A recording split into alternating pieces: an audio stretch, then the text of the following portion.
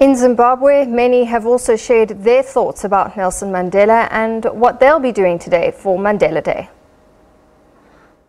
When we talk of his life, we're talking of a role model, we're talking of a big achiever, we're talking of a big man in Africa. When we talk of Madiba, we're talking of breaking the chains of slavery. We're talking of liberating us economically, liberating us educationally. For him to spend 27 years on that island, you have to be a man of composure. You have to be a man, of big inner strength. I'd have just loved to ask him certain questions that, like how did he compose himself, when he was on that island? How did he keep himself sane and to still come out and forgive people and say that, I don't want us to fight anymore? How do you do that? Because normally if I have to come out of a situation like that, I'll come out with a lot of anger, a lot of bitterness. I would pick a charity, then go visit kids and spend time with kids. That's what Madiba wanted. He loved kids, so we should spend time with children. They're the future of this world.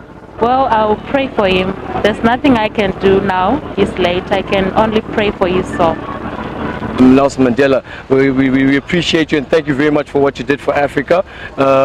We will continue to live up that legacy. We will continue to do what we can as individuals, as Africans. I think we should all stand together and unite and say, it is Africa's time. An example of a leader who also knew it was time up and managed to move on, retire. So yeah, exemplary. I used to think that it wasn't fair what he did. He needed to get back and settle a couple of scores, but we can see the heart of forgiveness.